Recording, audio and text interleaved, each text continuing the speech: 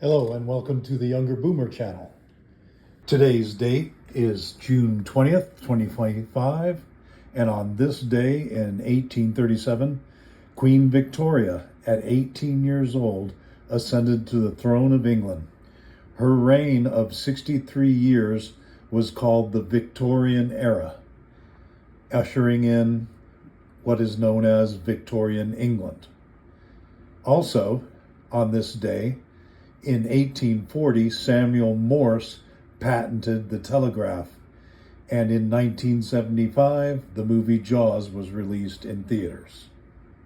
Now let's get this show on the road. One of the features of this show is going to be what I'm calling Best of the Internet. There's a lot of good stuff out there on the internet, but you oftentimes have to wade through a lot of real garbage just to find it. Well, instead of you doing that, let me do it for you. I'll go through all of the social media such as TikTok, Instagram, X, Telegram, Reddit, and other places and find all the good stuff so you can enjoy it without all the crap. For the first entry in the Best of the Internet series, I want to introduce you to a guy who has been doing videos on various media platforms for quite a while now. On TikTok, he simply goes by the name of Sam. And on YouTube, I believe he goes by The Real Sam Al-Khatib. I spell it out for you there so you can get it if you're interested. He's got a lot of really good stuff on there, which makes it hard to pick the best one, the one that may best represent him here like I want to, but here is my choice for now. Sonny, what is that with your sandwich? It's macaroni salad. What happened? They ran out of potato salad?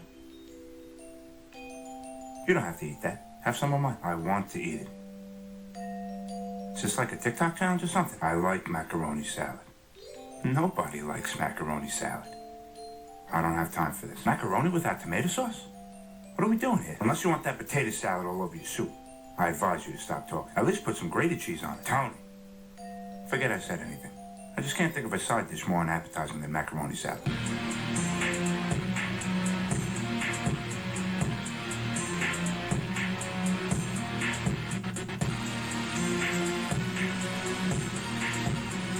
For the love of God, Terry, please don't say it. I like coleslaw.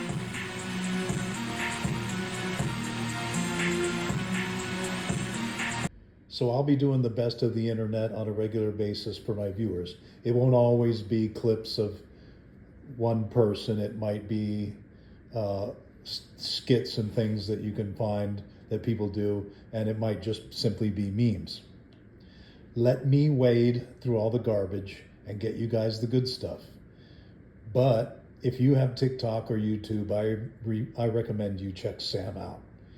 He does a good work. Move along. Move along. Now, I like to cook.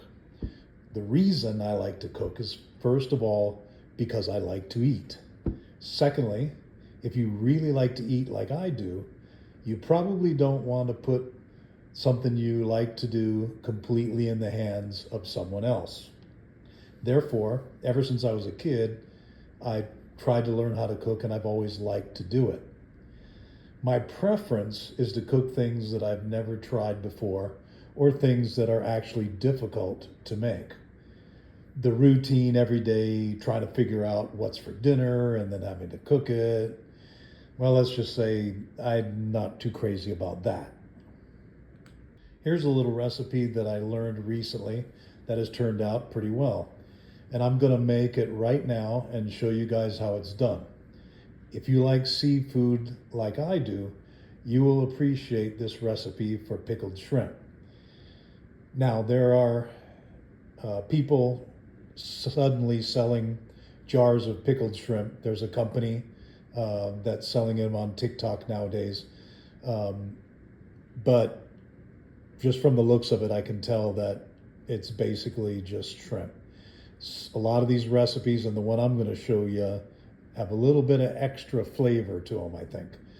And I've tried it. I haven't tried the stuff that's for sale off TikTok, but I've been making this for a while and it's really good. I recommend it. Today we're going to do a little cooking. We're going to make pickled shrimp.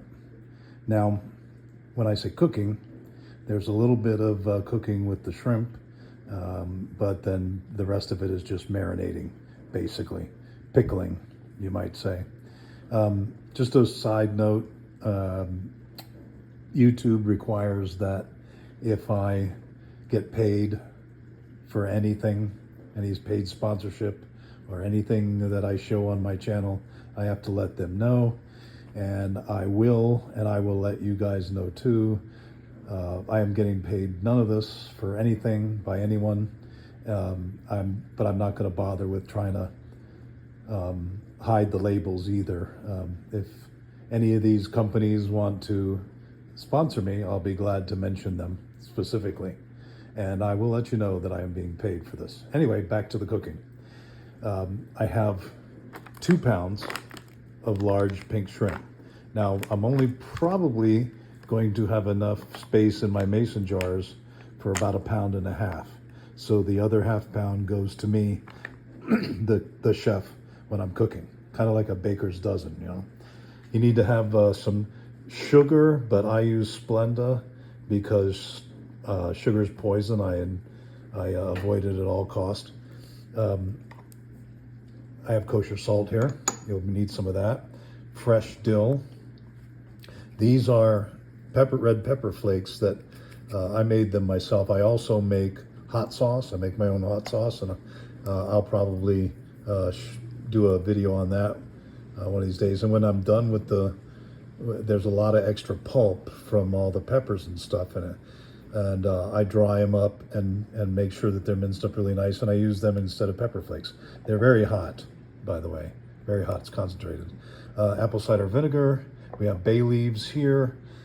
Now, you might want to, if you make this, you might want to use real lemon. You might, if you do, slice them real thin. In my mind, the lemons are just for appearance. It looks nice in the jar. You got your yellow, you got your pink shrimp, you got your green, and you have these nice little slices. Thinly sliced lemon always looks nice, but to me, it's basically just for aesthetics. Lemon juice works just fine for that. I don't like to use sweet onions, too many carbs. I'm doing keto. I'll use this yellow onion. That's fine. It's not going to make that much of a difference. Again, if you use the nice red onion, or some people call the purple onion, that's even better aesthetics. You got your lemon slices, you got your pink shrimp, and you got your purple onion. This is Italian parsley. I always use Italian parsley. I guess you could use regular parsley. The flat leaves on the Italian parsley makes it also look better. And then we have extra virgin olive oil. I like to try to use the best. Whenever I use olive oil, which isn't often, I always try to get the best I can get. And then we'll need some garlic as well. So that's the ingredients. Let's get to cooking. Okay, so we're getting ready to cook the shrimp. You need enough water, enough boiling water to handle the shrimp. Now, I only have enough here for 1 bag. I didn't want to break out a big pot. I'll just repeat the process for both bags. So it's important that you do not overcook the shrimp. You do not want rubbery shrimp, and don't buy already cooked shrimp because it's always overcooked. So just get the raw shrimp. I like to use the whole shrimp, but you don't have to. I'm going to take the heads off anyway once they're cooked. You can use the already deveined and heads off shrimp if you want to. It's just cheaper to buy them whole like that. Plus, I use wild caught shrimp. I always eat wild caught seafood. So I'm going to open up the first bag. It's frozen. That's okay. I can judge when it's just about cooked. Now, don't worry if you don't get the shrimp. Don't worry about the shrimp not being cooked all the way. You don't want to overcook it. The reason I say that is because oh look, they don't have head on them. Okay. Is because that if it's undercooked or even a little bit, you're putting this in a pickling solution that's acidic, and it's also saline, so it's going to kill the bacteria in here. That's how they make ceviche. They don't cook their shrimp or their fish before they put it in ceviche. It's in lemon juice. So I'm going to dump the whole bag in here, and then if I was using fresh shrimp, I would just take it off the flame right now. But since they're frozen, I'm going to leave it on for a few seconds before I take it off. I might bring it back to a boil, and then I'll put it aside and let it just cook by itself. Okay, so it's almost coming back to a boil, and if I take a piece of the shrimp out, it's not frozen anymore, so I'm going to pull it off the fire, and I'm going to let it sit over here for a few minutes, 10, 15 minutes or so. And what we'll do is we'll chill it. It has to be chilled back down. Do not worry if your shrimp isn't all the way cooked through. You just don't want to overcook it. And I think it's going to be nice the way it is there. I might, on the next batch of frozen, I might do it, just take it off immediately and see how that works. Because it looks like it's getting nice and cooked. Now they started off, these were pink shrimp when they started off. So even though they weren't cooked, you don't want to, like I said, you don't want to start with cooked shrimp. So we'll let that sit for about 10 minutes. I'll set a timer,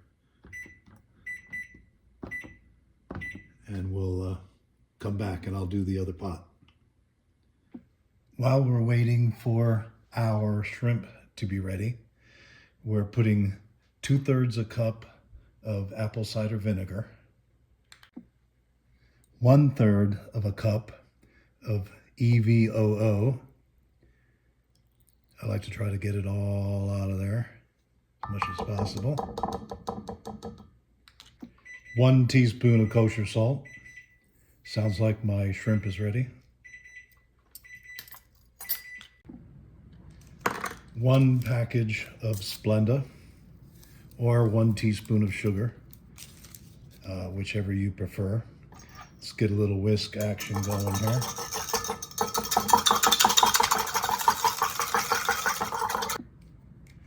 And we'll do 1 teaspoon of the red pepper flakes. I'm going to use mine, of course. Depends on how if you like a little bit of fire on your pickled shrimp. It's up to you how much you want to use, or none at all. Now the rest of the ingredients, the onions, the lemon, and the garlic, and the dill, and the bay leaf are all going to be added once in layers once we start packing this thing. So here my marinade is ready to go. Now I'm just going to wait for the shrimp to cool off a bit, and we'll put it together.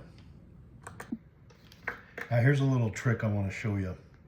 In my mind, peeling garlic is worse than peeling shrimp. It's worse than peeling potatoes. It is a pain in the butt. This recipe needs 4 cloves of garlic. I'm going to show you a quick way of doing that. So I take the ends off. This end here, this end here, and anything that comes with it. Okay, that's 1. And there, this end here, and there's 2. This end here, and this one here. There's 3.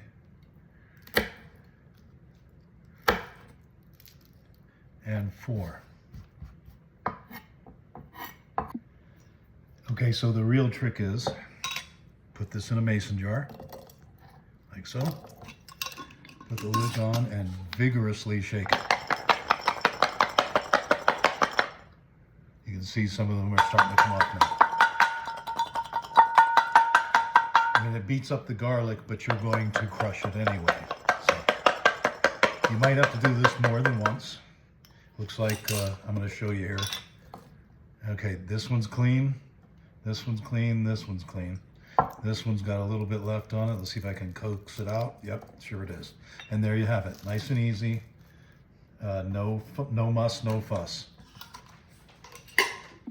Now, while I was waiting for my shrimp to cool, I went ahead and chopped the rest of the ingredients up. We have a 1/4 cup of fresh dill, a 1/4 cup of flat leaf parsley or Italian parsley. We have the 4 cloves of crushed garlic, grossly chopped. And then I have that white onion you saw. I have about 3 slices. I may not use all of that onion. I can sacrifice some of that.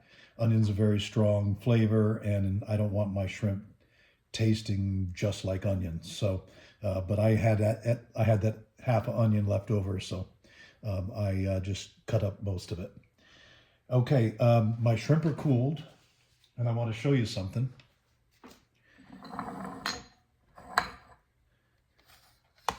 Some of these larger shrimp you can see are a little translucent. That's okay. You don't want to go over to super over well done. Like I said, the brine that you're going to put in there and the acid are going to prevent that from spoiling. And I guarantee you this won't last long enough to spoil anyway. So let's put this together.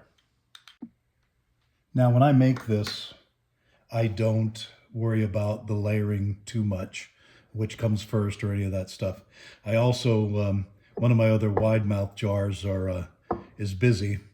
Apparently, I probably have some bone broth that I made in that one. But you know, I got 2 quart jars here. I got my 1.5 pounds or so of shrimp and my other ingredients. And basically now what you just want to do is just layer it all the way up with putting a little bit of everything in your thing in layers so you can get all the flavors on each bite. I'm going to start off putting a little bit of garlic in the bottom, like that. Throw a little parsley on there. And I'll take a ring of onion, stick that in there, and sprinkle a little dill. Little dill. Then I'll throw a layer of shrimp in there.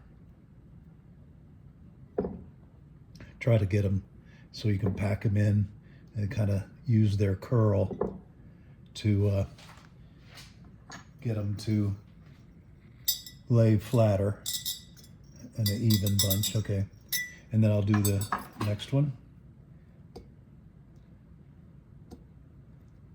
This small mouth mason quart jar is going to be a pain in the butt, but and my onion got away. Get back in there. All right, and then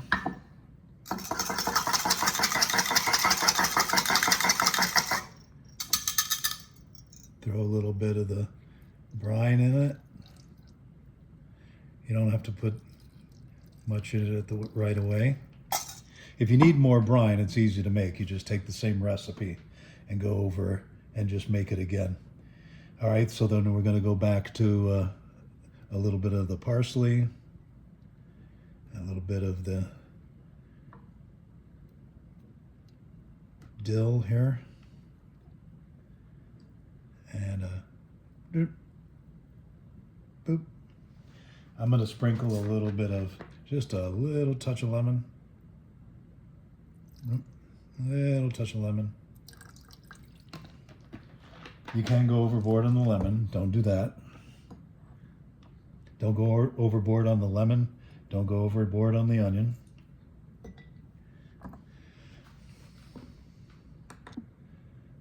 Now I'm beginning to think that maybe 2 quart jars is going to be more than I need.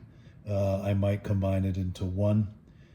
The first time I made this recipe, I used the jumbo shrimp. I mean, the biggest ones I could find. And I had to use 2 jars. These are just large shrimp, so they may not need 2 jars. Easy enough to combine them. And don't worry if you don't get the layers exactly right. It's just trying to make sure that you don't dump everything into one spot. We are going to put the lid on it, and we are going to shake it up to make sure everything gets well mixed. Just don't go too overboard on the onion and the lemon, and you'll be fine. So as you can see, my shrimp are gone, and I don't have 2 full jars. So I will end up combining the two. It's okay. I don't claim to be a master chef, and this is only the second time I've made this. So let's put the rest of the ingredients. I think I'm going to stop with the onion. Let me put 2 bay leaves in here before I throw the other rest of it on there. Let me put just a touch more lemon juice. And we will dump the shrimp, easier said than done here, in there, and we'll just pack it down. This will come out right. Looks like I got enough brine to just for 1 jar anyway. So when you do this, hopefully you watched the video first before you followed it, and you knew when you started that you would only need one jar. So let's take our pin and let's just pack it down. Pack it down. All right. And then we'll dump the rest of the dill in there, the rest of the parsley, and I think I'll put a tiny little lemon on top and do the rest of this brine in there, and it comes up pretty close to the top. Make sure it's all covered in there nicely. And we'll put a top on it and let it sit for at least a day. So we got a top here. Put it on nice and tight. And what I'll do is, as this is marinating, okay, you can see it actually looks kind of good. It's got some green going there and the pink. If it had the purple onion, it probably would be, and the little slices, especially if it had a nice little fancy slice of thin sliced lemon just laying on the glass like that. You could take a picture and put it in American Home Gardens or whatever that magazine is. So I'm gonna when it's being marinated overnight, or I think it's a day or two, I'll turn it upside down. Whenever I go into the refrigerator for anything, I'll just flip it and then just keep flipping it back and forth. The acid from the vinegar and the salt from the kosher salt is going to cook this shrimp. It's not quite cooking, okay? Not in the sense that it uses heat, but it will kill germs, and it will be safe for you to eat. So in the refrigerator it goes, and I'll see you in a few days when it's ready, and we'll check it out.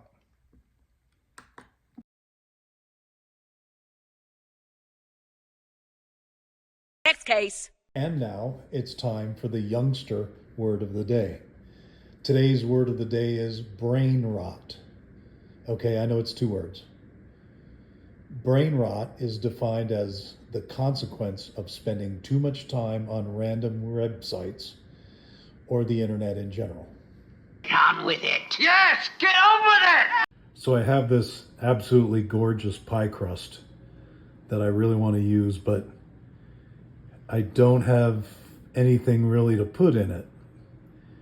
It'll make a great dessert, if I could maybe find some kind of berries or some sort of fruit to put in it. I'm your huckleberry.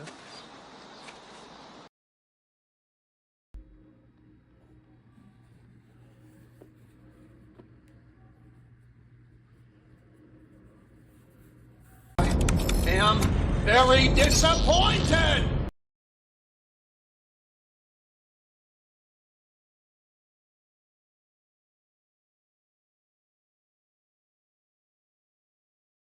But moving on.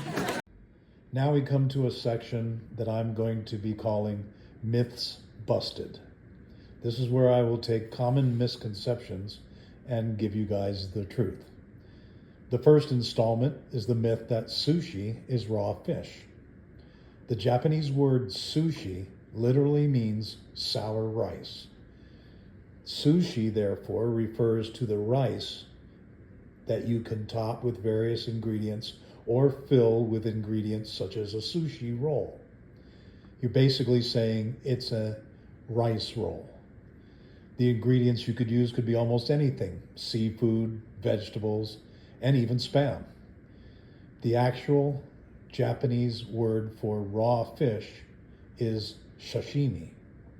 Now you know.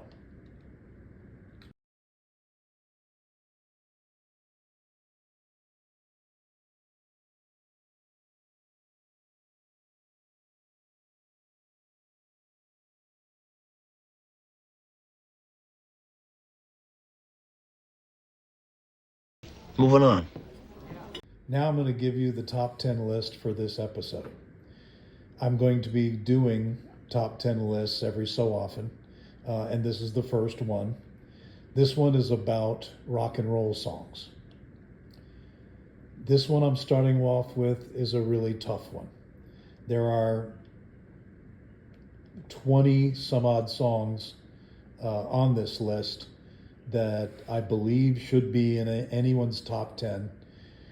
And so I have a lot of them tied at different levels. The differences between the songs that are tied are very subtle and subject to whatever mood I'm in at the time as to whether one is better than the other.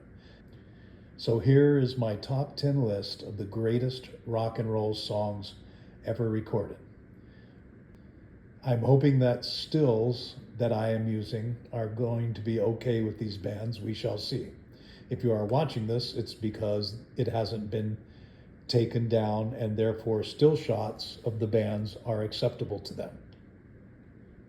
Now, a little bit of more detail. These songs are songs that rock. These are not ballads. They are not soft rock songs. They are all hard rocking songs. Therefore, there might be a lot of songs that are excellent and belong on any top 10 list of great songs, such as Hotel California, for example. But these are songs that rock, and that is why it is not on this list. There are great songs out there, but I'm sticking with songs that absolutely blow me away. As always, with my top 10 list, if you don't agree with them, then you are just wrong. Let's get to it. Yes, get over that! We have a two-way tie for the 10th spot, not in any particular order. The first one is In the End by Linkin Park. Love this song. It's fantastic. And it really rocks.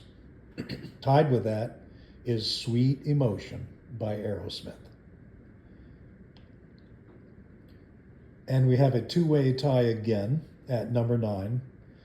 The first one is Jumping Jack Flash by the Rolling Stones. They've been rocking the world for decades now. And then tied with that is Come Sail Away by Styx. One of the best concerts I've ever seen live was Styx, by the way. At the number 8 spot, we have a two-way tie between Crossroads by the band Cream and Kashmir by Led Zeppelin.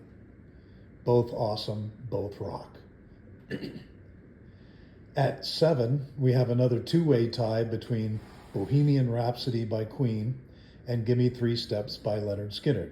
I know I'm going to catch flack for Bohemian Rhapsody being lower on this list, but hey, it's my top 10 list. If you don't agree, well, you're just wrong. And we have a two-way tie yet again at number 6 between Dirty Deeds, Done Dirt Cheap by AC/DC and Ruby Soho by the band Rancid. To break up the monotony a bit, we have a three-way tie at number 5. The first is Surrender by Cheap Trick. I went to a Cheap Trick concert in Boston back in the late 70s, and it was so loud that I think part of my hearing loss is attributed to that one concert alone. And then the second is La Grange by ZZ Top. That was the first song I ever heard by them long time ago when it first came out, and it blew me away. I had never heard anything like that. And then the third one is Paranoid by Black Sabbath. Black Sabbath, the original heavy metal band. This is their original hit. Fantastic song, rocks like crazy. We have a four-way tie for number 4. The first one is Roll with the Changes by REO Speedwagon. Great song. The piano work is fantastic in that song. It is just it picks you up. It makes you tap your feet and makes me smile. So it's on number 4 on my list. Also on number 4 is Sweet Child of Mine by Guns N' Roses. Guns N' Roses really knows how to rock. And a little known song, but by a well-known band.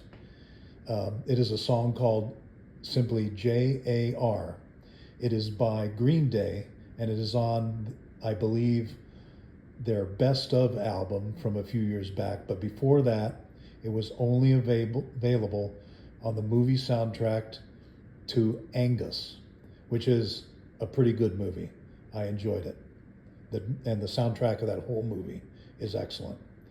Also at number 4 is my favorite other song by Green Day, simply titled She. It's short and it rocks. And we have a 5-way tie for number 3. Here we are getting deep into the area where the differences between which songs are better depends on a lot of factors. The first one is one of my all-time favorites and one of the first records I ever bought, and it was the 45 record of Baba O'Reilly by The Who. The line Teenage Wasteland was like an anthem to me as a teenager. Fantastic. Also at number 3 is Highway Star by Deep Purple. Excellent song, rocks from beginning to end. It's fantastic. It's easily their best song. Also at number 3 is Welcome to the Jungle by Guns N' Roses, probably in sports arena as an anthem all over the country. Another one at number 3 is Rock and Roll by Led Zeppelin, probably their best solid rocking song that they make. Of course, Stairway to Heaven is a great song, and the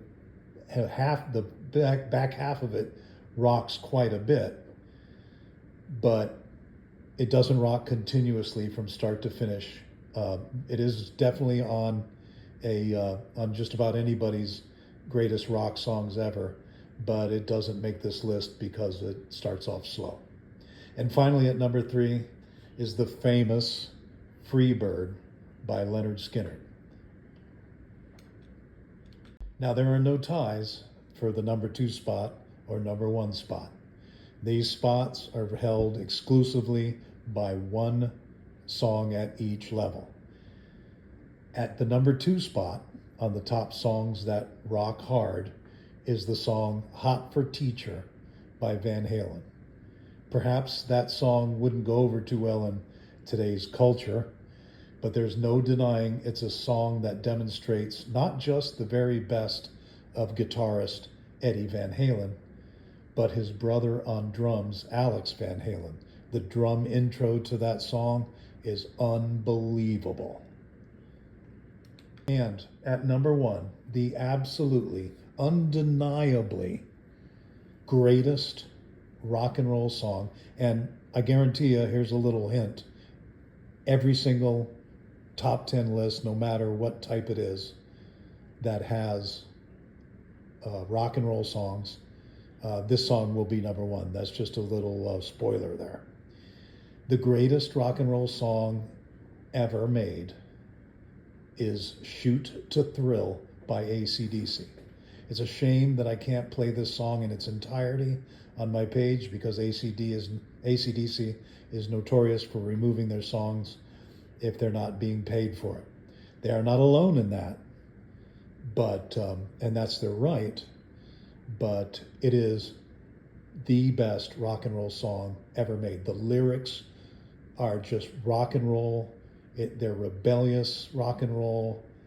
The guitar work is fantastic. The singing is fantastic. You can't help but just celebrate this song. And there you have it, the top 10 rock songs of all time. If you don't agree with my list, you can tell me in the comments, but basically, you're just wrong. Unless you were born just yesterday, you probably know about the famous Nobel Prize. It's given out to highlight achievement in various sciences such as medicine, chemistry, psychology, etc. But did you know that there was a prize called the Ig Nobel Prize?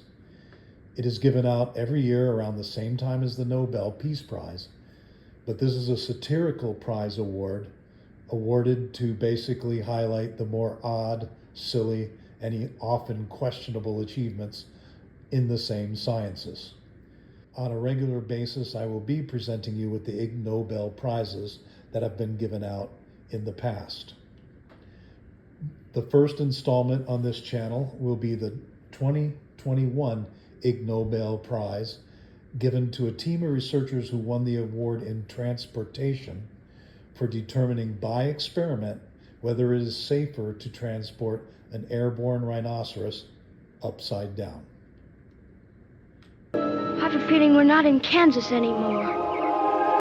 In case you are unaware, a palindrome is a sentence that can be read backwards and forwards. Here's my first example.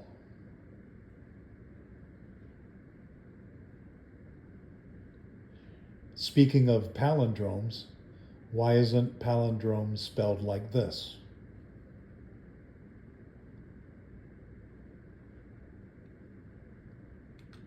I don't know. And now I'm going to give us all a little life hack here. Everyone can use a little help, even if it's only making one small thing better. The first installment of Life Hacks is a quick and easy way to properly pour a Guinness from a bottle or a can into a glass. Slow. Nice.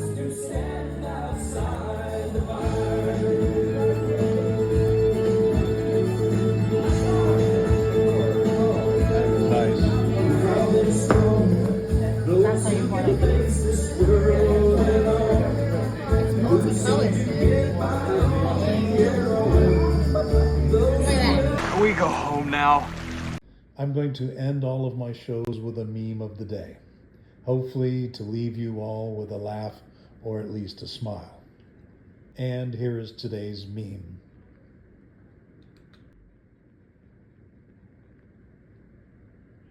And finally, the obligatory self-promotion. If you like what I'm doing here, please subscribe to my channel. Don't forget to hit the like button on my episodes. And if you want to be notified of any new videos, go ahead and click the little bell, and you will be notified when I post a new video. I will try to post videos quite often. Until next time. Game over, man. It's game over.